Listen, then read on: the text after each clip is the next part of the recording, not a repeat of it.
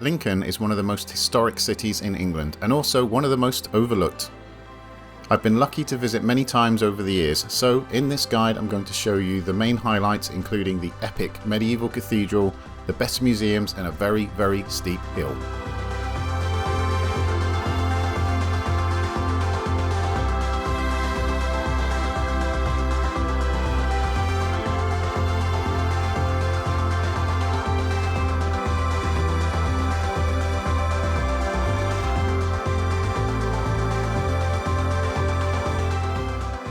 Lincoln is situated in the east of England and can be easily reached by road or rail, with the nearest airport being Humberside International. Although this is a small airport, so other more likely airports include East Midlands Airport, which is about 1 hour 20 minutes away, and Manchester Airport, which is about 2 hours away. Lincoln's history dates back to the Iron Age. During its time it's been a Roman settlement, a prosperous medieval city and an industrial powerhouse. These days it has a population of just over 100,000, and despite being full of amazing things to see, it seems much less busy than similar cities such as York. Lincoln is small and compact, but to get the most from the city I recommend to spend at least one night here, as there is a lot of stuff to see. No matter how you approach Lincoln, you can't miss the epic and amazing Lincoln Cathedral, which sits atop a hill and dominates the city and surrounding areas. It's a wonder of the medieval age. I've visited many cathedrals in my time, but very few compare to Lincoln. Not only is it huge, but it's also architecturally very important with many outstanding features. The famous Victorian writer John Ruskin famously said of Lincoln Cathedral, "I have always held that the Cathedral of Lincoln is out and out the most precious piece of architecture in the British Isles, and roughly speaking worth any two other cathedrals we have." Before the current structure was built, there was an older Romanesque, or Norman as we call it in the UK, building dating from 1092, which was then mostly destroyed by an earthquake in 1185. And no, it's not very common to have earthquakes in the UK, so that's pretty unlucky. The main survivor of that older building can be seen in the lower sections of the west front, with its distinctive round arches over the deep recessed door portals, complete with distinctive decorative Romanesque columns. As the cathedral is so large, it's worth taking a stroll around the exterior to get a sense of its scale, especially its great length and tall central tower. That tower was once crowned by a lead spire that was 160 metres high, making it the tallest building in the world in its time until it collapsed in 1549. If you stroll all the way around the cathedral, take a moment to admire this statue of Alfred Lord Tennyson, who was a very famous Victorian poet who grew up near Lincoln.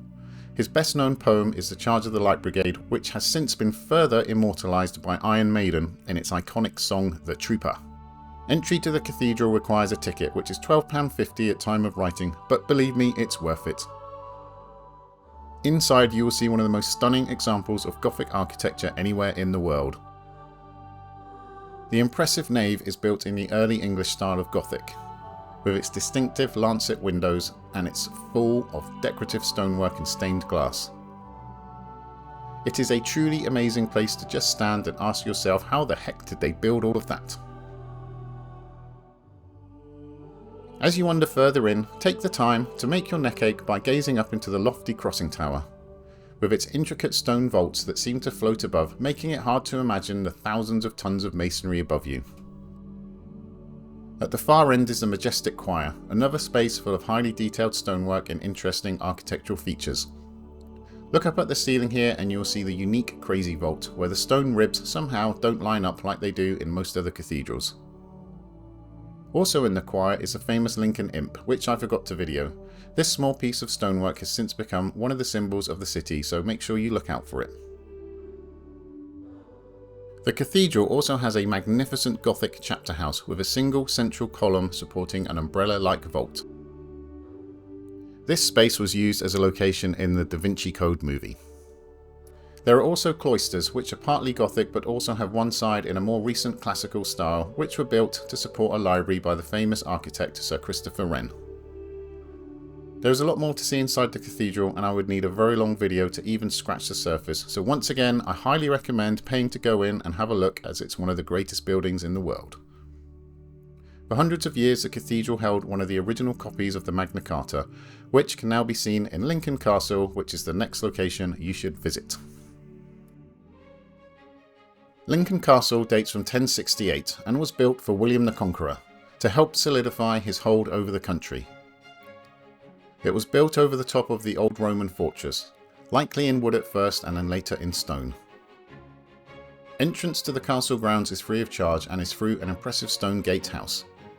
Inside you'll find a pleasant park to explore, which is especially nice on a warm day.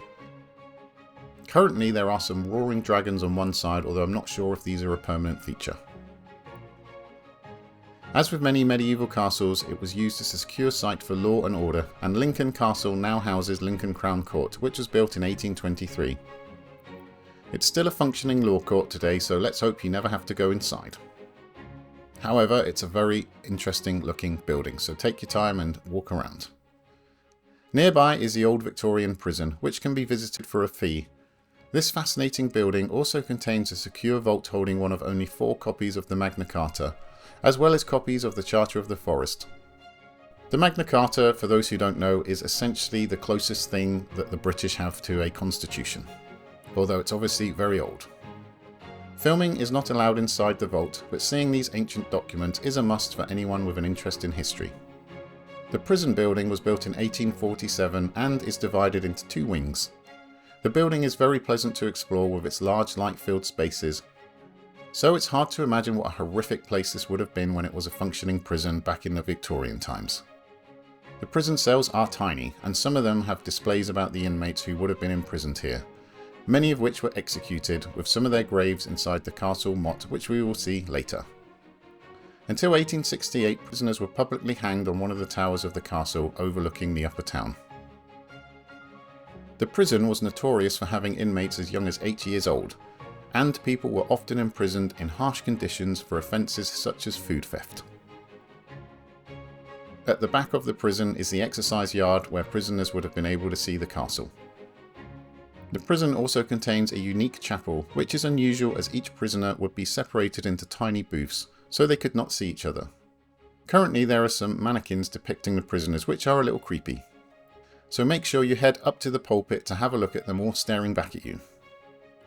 Buying a ticket for the prison also grants access to the castle walls, although you can purchase a separate ticket for this as well. The castle walls can be walked all the way around and give amazing views over the city. In particular, from here you can get some of the best views of the cathedral, which looks absolutely breathtaking and immense as it towers over the small buildings of the city.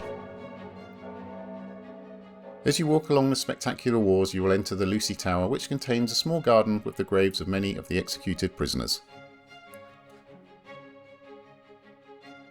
A few minutes walk north of the castle is the Museum of Lincolnshire Life. This small museum is free to enter and is housed in an old barracks building. The main attraction inside the museum is this rare complete example of a World War tank. This one dates from 1917 and is a Mark IV female, which participated in the Battle of Passchendaele. The tank is called Daphne, and you can read about its fascinating history on the display boards. Inside the main room of the museum is a horde of other fascinating machines, including old tractors, steam trains, cars, trucks, bikes, and many, many more.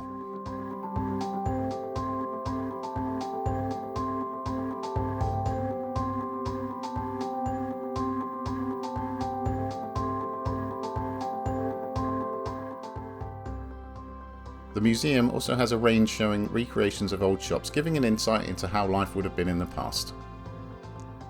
Another section of the museum has artifacts relating to the military, where you can see old army uniforms from different periods of history, as well as a somewhat grim recreation of a World War I trench, complete with terrified looking mannequins. The upper town of Lincoln is full of wonderful historic buildings and quaint streets, the most famous of which is Steep Hill, so named as it's very steep, but well worth the heart attack inducing exertion of going up and down. The steepest part has a handrail and will really test your legs and fitness. Along the way there are some very significant old buildings, such as the Romanesque Jews House, which dates from about 1170 and is one of the oldest and most intact houses of its time still remaining in the UK. It's currently a restaurant and according to the reviews a very good one, so why not try it? Slightly further up is the Norman House, which dates from the same time period and is currently a shop. It's another fascinating example of old Romanesque architecture. The rest of the street contains lots of fascinating local shops and eateries to explore, so it's worth walking up and down and gazing into the windows of the various shops and restaurants. At the top of Steep Hill is a small square surrounded by historic buildings such as the Lincoln Visitor Centre, where you can get useful tourist information. This is housed in a stunning timber frame building called the Lee Pemberton House, which dates from 1543. Separating the square from the cathedral is the historic Exchequer Gate, which dates from the 14th century. From here you can take horse-drawn carriage rides around the cathedral and Old Town. To the north is the historic Bailgate area, containing more interesting shops and places to eat. Near here you can also see the Newport Arch, which is a 3rd century Roman gate and is reputably the only remaining Roman gate that still has traffic going through it. Just to the side of Steep Hill and slightly below the cathedral is the medieval Bishop's Palace. Unfortunately, this has been closed for renovation for some time, so I didn't get to record any video, so I will use these old photos from some previous visits. I have heard it's due to reopen in 2025, so if you get a chance to visit, please let me know what it's like now. The complex of buildings dates from the 12th century and would have been extremely impressive. It's currently partly ruined but still gives a grand impression. The location is full of partially ruined medieval buildings, including an impressive undercroft. The site sits on the side of a hill and also contains tranquil gardens full of ruined arches and is really fascinating to explore. I hope it's still as cool when it reopens again. Nearby is the Usher Gallery and the Lincoln Museum. The museum is currently closed and I've never been in, so I'm not sure what's in there, so if you're watching this in the future and have been in, let me know what it's like. The Usher Gallery is free to enter art gallery situated in Temple Gardens, which is a lovely park to explore. The gallery is free to enter and contains a small number of rooms full of interesting paintings and artifacts and is definitely worth having a look around. It houses mostly local art, my favourite of which is this one called the Brayford Pool and Lincoln Cathedral, and was painted by John Wilson Carmichael in 1858. It shows a historic view of Lincoln, and I'm lucky enough to have a copy of this painting hanging up in my own house, which was a gift from some dear friends. I will show you how this view looks later in the video. Also in the gallery are some paintings by famous artists such as Turner and L.S. Lowry.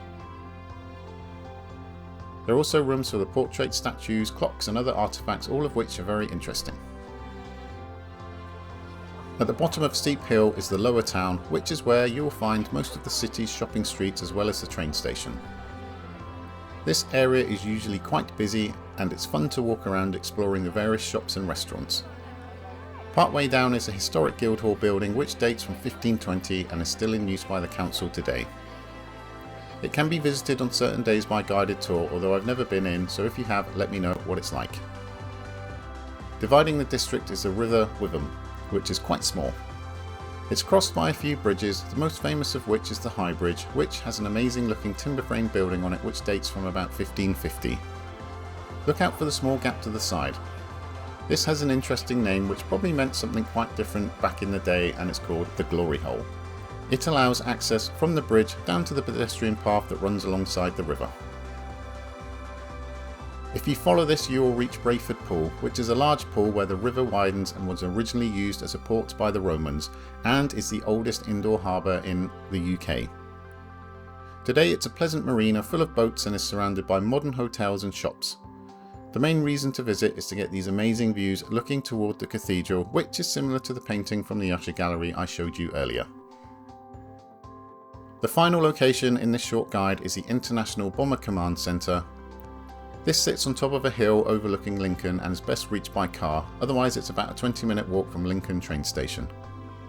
There is a small fee for parking, but entry to the main building and gardens is otherwise free of charge. However, there is a separate exhibition section that does require a paid ticket. This location tells the story of RAF Bomber Command during World War II.